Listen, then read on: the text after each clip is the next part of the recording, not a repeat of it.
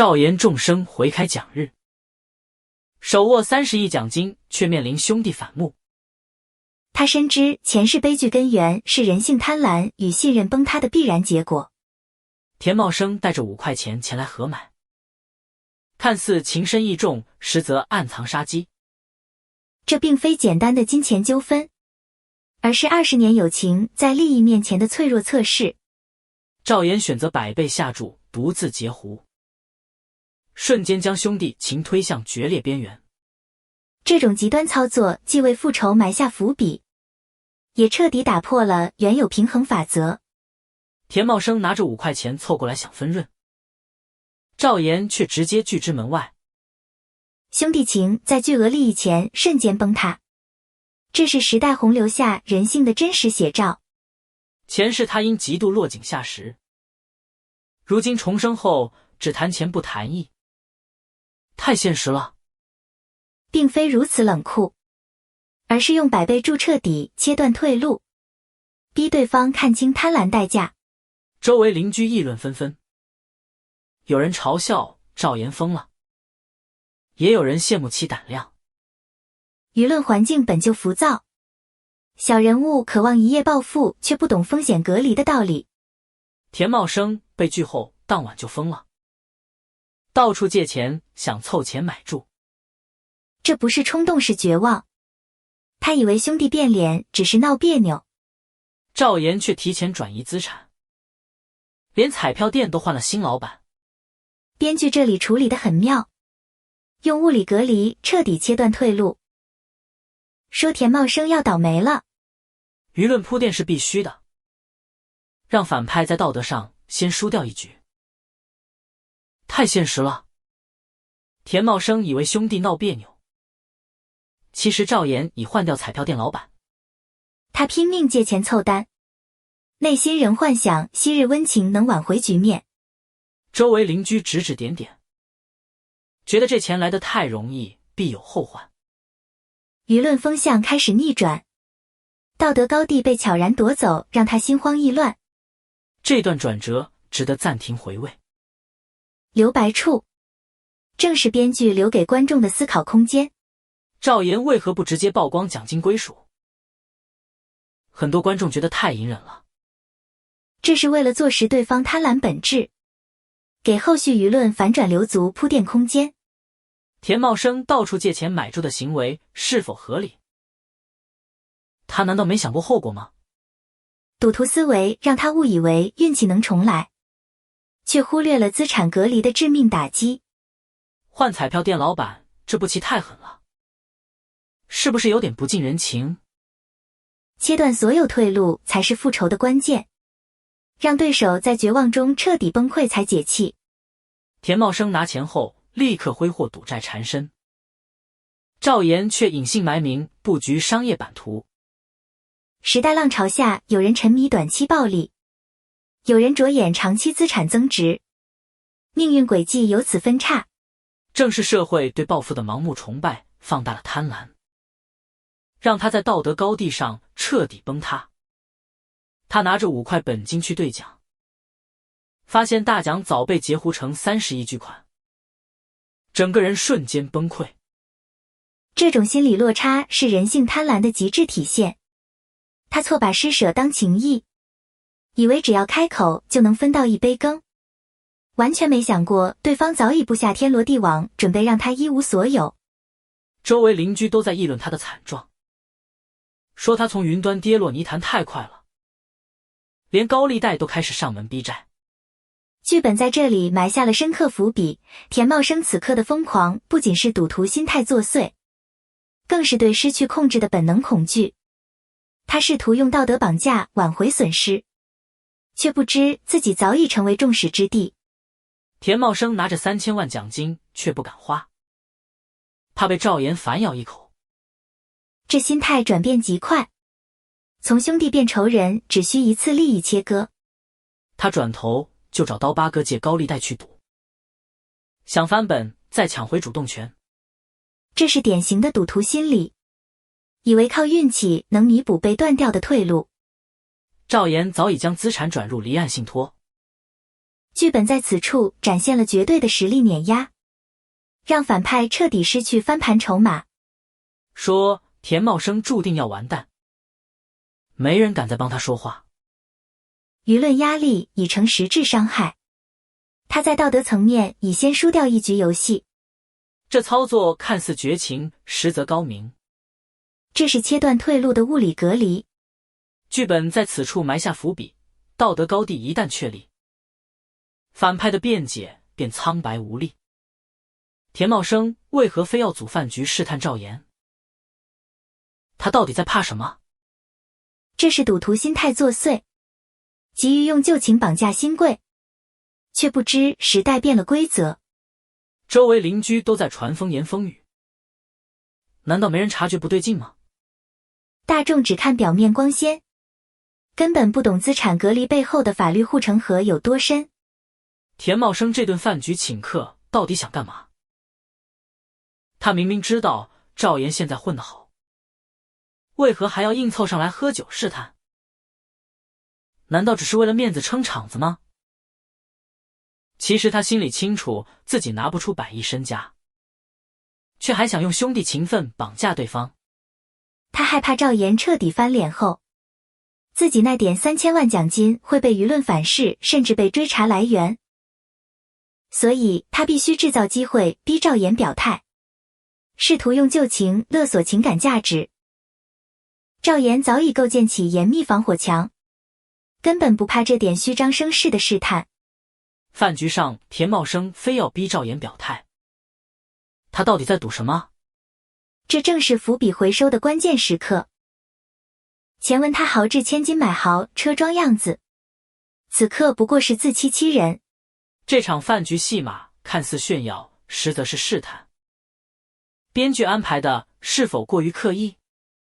剧本在此处埋下逻辑硬伤，反派既怕被揭穿，又主动暴露底牌。这种矛盾设计反而让田茂生的贪婪与心虚更加真实。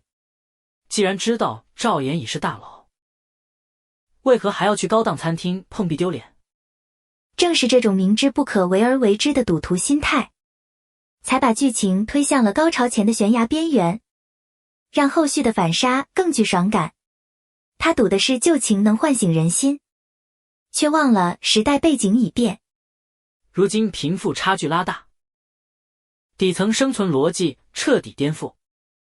昔日兄弟情谊难抵资本规则的碾压，这是环境塑造的悲剧。周围邻居只知羡慕豪车，没人看懂资产隔离深意。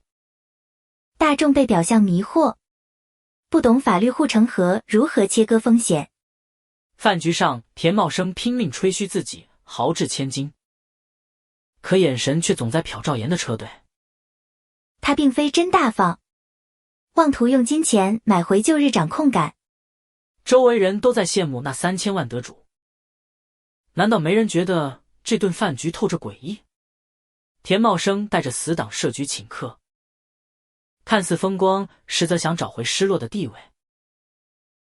说他拿3000万后迅速败家。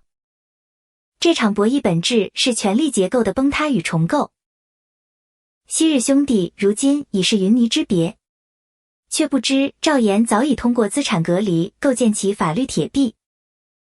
他眼中的掌控感不过是赌徒的侥幸心理，妄图在绝对实力面前找回一点尊严，但这注定是一场单方面的羞辱。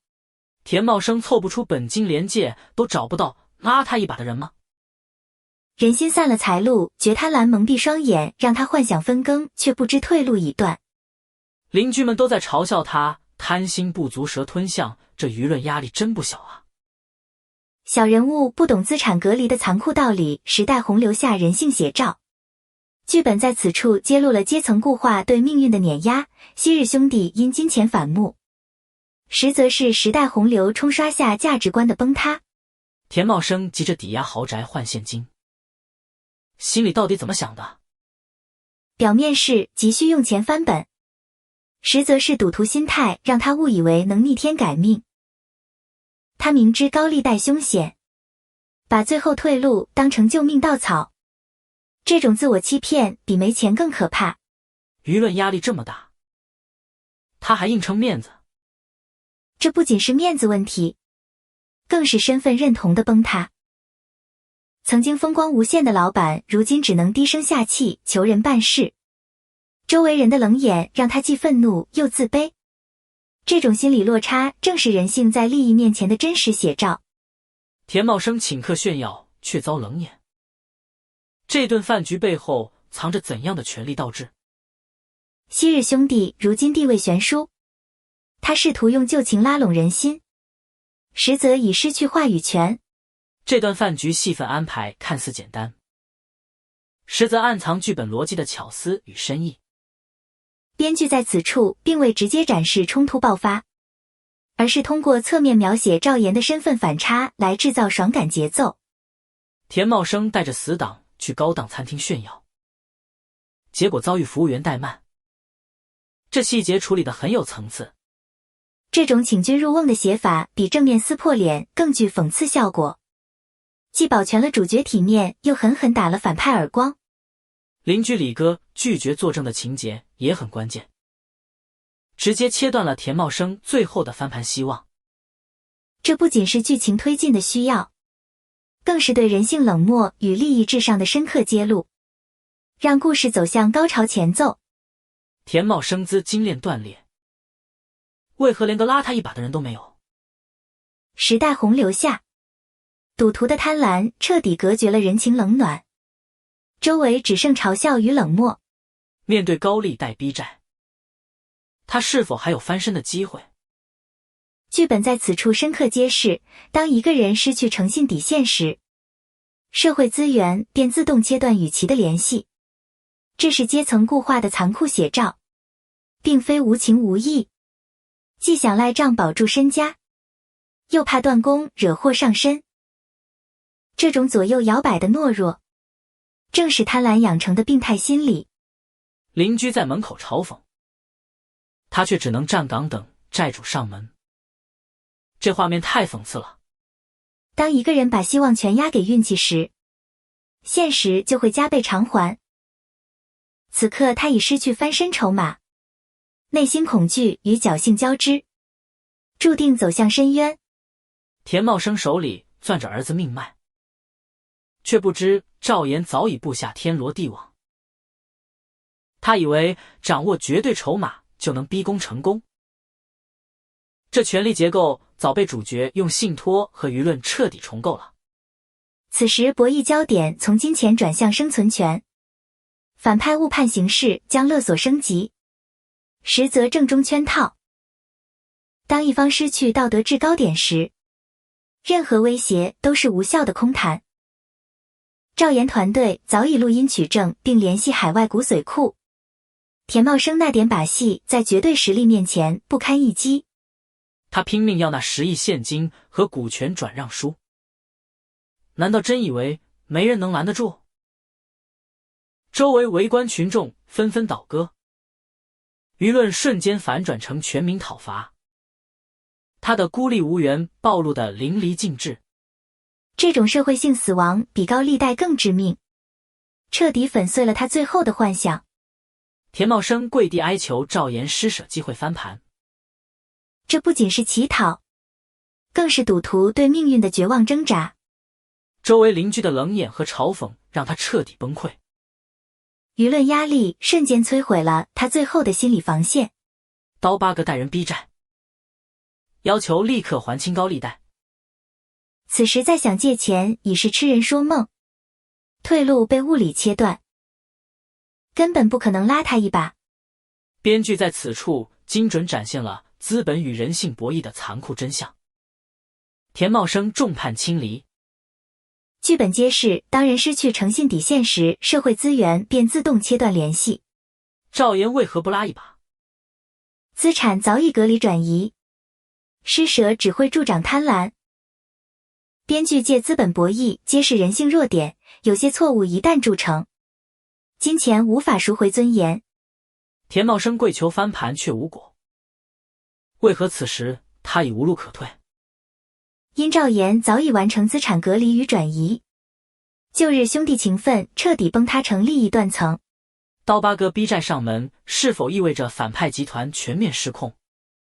是的，高利贷链条锁死其生存空间，昔日赌徒身份被资本碾压得粉碎。邻居嘲讽加剧了他的崩溃。这反映了怎样的社会心理？舆论将道德审判具象化，让他在众目睽睽下失去最后一点尊严与伪装。为何要逼田茂生走投无路才揭露真相？这是为了拉大贫富差距的视觉冲击，让反派崩溃更具说服力。此时舆论已导向赵岩，若再拖延，是否显得主角不够果断？并非如此，等待对方彻底绝望才能引爆最大矛盾点。节奏极佳。田茂生为何敢在宴会上逼宫？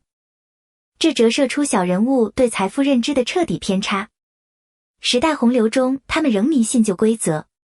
赵岩早已布局信托，舆论战让他的道德高地无人撼动。剧本在此处揭露资本博弈的残酷，金钱不仅是筹码，更是隔绝人性的屏障。田茂生为何要穿破衣混进宴会？这是赌徒最后的执念，用自毁形象博取同情或制造混乱。这身寒酸反而成了他的保护色，还是陷阱？那是精心设计的心理战，让对手在轻视中暴露贪婪本性。面对昔日兄弟的逼宫，赵岩内心是否闪过一丝犹豫？没有。复仇是理性的清算，情感早已在前世悲剧中斩断。田茂生此时还在幻想平分奖金，这念头为何如此顽固？因为贫穷让他丧失理智，将虚幻的希望当成唯一的救命稻草。田茂生跪地求饶已无意义，他为何仍执迷不悟？因为他深陷高利贷与赌债的权力罗网。面对刀疤哥逼上门的绝境，反派集团是否即将土崩瓦解？是的，舆论审判让他失去最后尊严与伪装空间。难道真以为钱能收买人心？这暴露了底层对资本规则的无知。他仍迷信旧有的兄弟情谊可抵万金。田茂生深陷绝境，为何还要向赵岩索要天价？这背后藏着怎样的时代无奈与人性贪婪？田茂生当众逼宫索要股份，他内心真正渴求的并非财富本身，那是赌徒对翻盘的最后幻想，试图用亲情绑架掩盖贪婪本质。面对赵岩铁证如山的反杀，他为何还执迷不悟，不肯低头认错？因为输掉尊严比失去金钱更可怕，恐惧让他彻底丧失理智判断力。此刻他口中喊着救命钱难处，心底盘算的却是如何勒索天价补偿。这种双重标准正是人性堕落写照，将儿子性命当成交易筹码太过卑劣。赵岩早已用信托隔离资产，这段戏为何让田茂生彻底崩溃？编剧在此处埋下了巨大的心理落差伏笔。因为舆论反转太快，他引以为傲的受害者人设瞬间崩塌，尊严被剥夺殆尽。面对百万悬赏，赵岩却选择联系海外库员，这操作有何深意？这是为了切断田茂生最后的勒索筹码，用技术手段粉碎其贪婪幻想。若此时国内配型成功，是否更好？为何要引入国际变量增加变数？此举意在展示资本运作的高效与冷酷，让反派意识到个人意志在规则面前微不足道。时代洪流下，赌徒往往高估自身价值，却低估规则力量。他的贪婪被舆论反噬，才如此绝望。赵岩面对10亿勒索，为何不直接报警了事，还要多周旋一番？这是给昔日兄弟最后的体面机会。毕竟在资本游戏里，留意现实人情也是底线考量。周围邻居和媒体早已看穿真相。田茂生此刻处境是否还能逆转？社会环境已将他孤立无援，法律介入，让任何私人恩怨都成了公开审判的罪证罢了。田茂生逼宫要钱时，心里到底怎么想？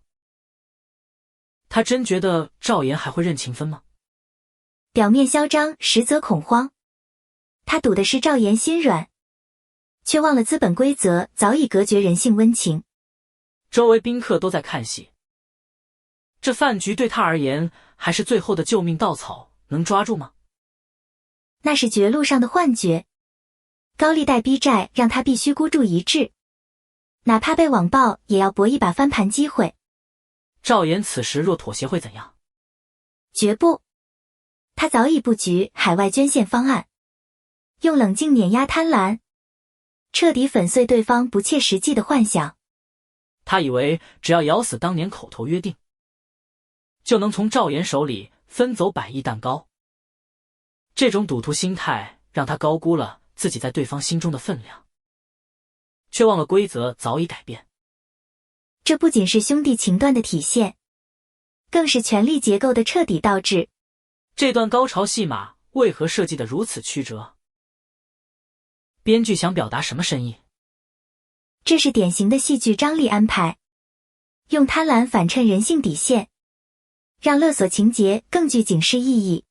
并非软弱，而是资本博弈中给昔日兄弟留的最后体面与转圜余地。田茂生此时孤立无援，难道真的没有翻盘的可能吗？法律介入已将私人恩怨变为公开审判，社会环境已彻底切断其退路。田茂生为何敢在众目睽睽下勒索赵岩？他是不是觉得舆论还能帮他翻盘？这反映了特定时代背景下底层赌徒对规则的无知与傲慢。面对10亿要挟，赵岩不直接报警，反而周旋，难道是在纵容罪犯继续作恶吗？并非如此，这是利用社会规则让贪婪者自食其果。毕竟法律程序需要时间取证。田茂生此刻是否还有任何翻盘的可能和机会存在呢？没有可能了。当舆论将他孤立无援时，再大的财富也救不了一个被时代抛弃的灵魂。时代洪流下，田茂生跪求施舍，却被赵岩无视，转身离开。他忘了信托高墙已彻底隔绝贪婪者的退路。周围邻居冷眼旁观，昔日风光只剩尴尬。这不仅是债务围剿，更是社会性死亡的审判。田茂生幻想靠兄弟情分破局，却不知规则，收紧口袋。时代洪流下，不懂风险隔离的小人物注定被淘汰，并非单纯报复，而是用法律切断亲情退路，逼迫赌徒直面贪婪代价。是否给反派留了最后体面机会？既成全兄弟情谊，又完成道德救赎升华。时代洪流下，田茂生嘴上喊着兄弟情分，心里却盘算着如何榨干赵岩最后一点油水。这正是人性最大的讽刺。他用曾经的恩情做筹码勒索救命钱，殊不知信任早已在上一世被自己亲手撕碎，如今只剩算计与恐惧交织的空壳。权力结构瞬间翻转，昔日平起平坐的伙伴，如今只能仰望对方的高墙。他拿着旧日承诺来谈判，却发现规则早已由胜者重新定义利益分配。贪婪让人盲目，赵岩只谈数字不谈情分，彻底切断了田茂生的幻想空间。赵岩为何要在签约前突然抛出海外骨髓库文件？这是否打乱了田茂生的勒索节奏？这是剧本最精彩的反转设计，让贪婪者瞬间失去谈判底气。面对10亿巨款诱惑，田茂生为何仍选择跪地求饶而非接受现实安排？他的心理防线究竟何时崩塌？因为高利贷的围剿让他已无路可退，此时的勒索不过是绝望中的最后挣扎。人性在绝境下彻底扭曲。田茂生此刻深陷高利贷泥潭，难道他就不怕坐牢吗？时代洪流下，赌徒的末路注定凄凉。法律红线让他不敢再越雷池半步。这招后手是不是太稳了？资本博弈中，信息差就是护城河。主角用资源碾压对手的人性弱点才最致命。高利贷堵门逼债要命前10田茂生才想起赵岩的信托防火墙。这不仅是债务围剿，更是社会性死亡对投机者的终极审判。周围邻居冷眼旁观昔日风光，瞬间沦为笑柄，与谈资想借钱已是痴人说梦。田茂生此时已沦为高利贷催命鬼的猎物，赵岩却稳坐云端掌控全局。这不仅是贫富差距，更是信息差造成的绝对权力压制。前者被债务锁死，后者手握筹码。昔日兄弟情分在金钱面前碎了一地。这是典型的认知错位。他误把赵岩的仁慈当软弱，实则对方早已布局收网。如今局面已成定局，要么跪着求饶，站着等死。选路全看赵总心情如何。正是剧本对贪婪与亲情的深刻思辨，将人物处境剖析得入木三分，且无懈可击。昔日兄弟赵岩却成了他的债主靠山，更是时代浪潮下普通人面对资本碾压的无力感写照。难道亲情在利益面前真这么廉价？剧本在此处并未单纯渲染仇恨，而是通过骨髓库危机展现人性最后的挣扎与底线，彻底粉碎了反派利用信息差进行最后疯狂博弈的幻想。